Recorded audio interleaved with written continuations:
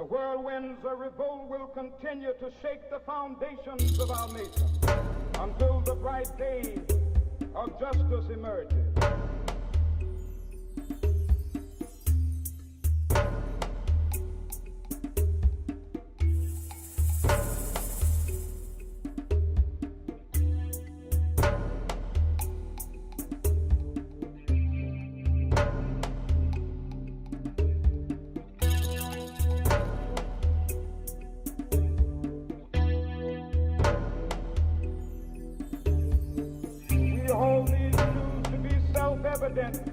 That all men are created.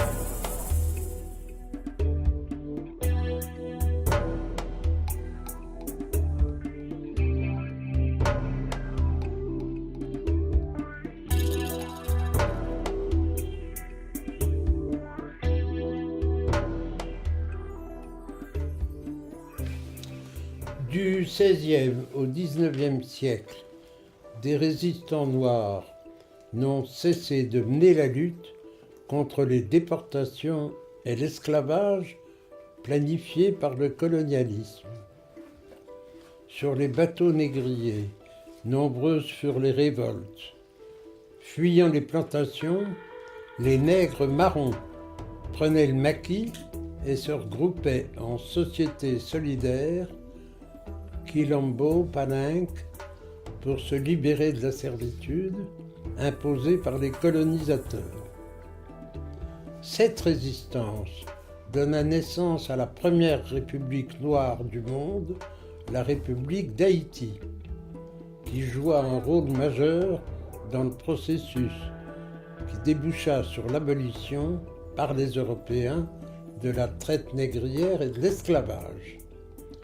Dans l'Europe occupée par les nazis, nous aussi, en tant que résistants, avons organisé des maquis pour lutter contre les déportations et l'esclavage qui sévissaient dans les camps.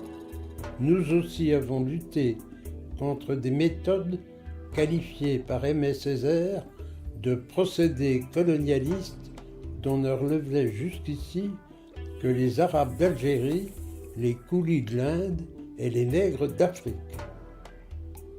En ces journées de commémoration organisées autour du 10 mai, date officielle de la mémoire de la traite négrière, de l'esclavage et de leurs abolitions, nous lançons de Nantes un appel solennel pour qu'un devoir d'histoire trop longtemps occulté soit enfin assumé.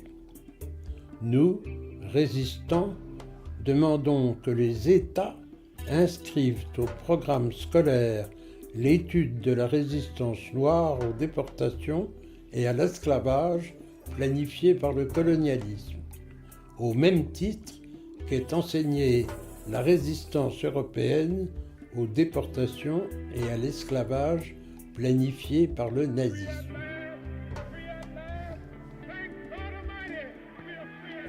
C'est lu. C'est fait bon. Je suis un peu essoufflé, c'est l'âge.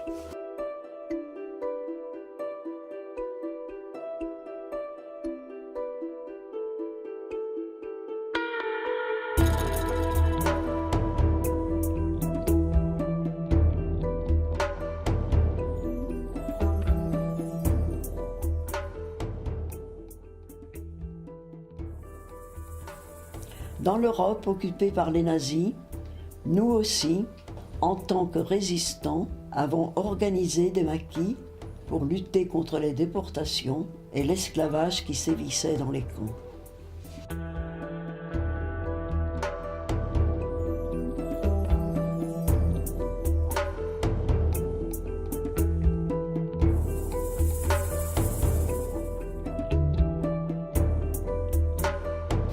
Alors, du XVIe au XIXe siècle, des résistants noirs n'ont cessé de mener la lutte contre les déportations et l'esclavage planifiés par le colonialisme. Sur les bateaux négriers, nombreux sur les révoltes, fuyant les plantations, les nègres marrons prenaient le maquis et se regroupaient en sociétés solidaires, quilombo, palenques, pour se libérer de la servitude imposée par les colonisateurs.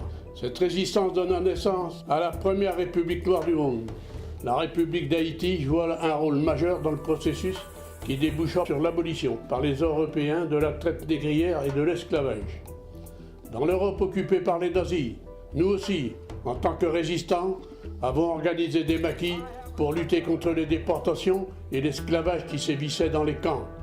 Nous aussi avons lutté contre des méthodes qualifiées par Césaire de procédés colonialistes dont ne relevaient jusqu'ici que les Arabes d'Algérie, les colis de l'Inde et les nègres d'Afrique. En ces journées de commémoration organisées autour du 10 mai, date officielle de la mémoire de la traite négrière, de l'esclavage et de leurs abolitions, nous lançons de Nantes un appel solennel pour qu'un devoir d'histoire trop longtemps occulté soit enfin assumé.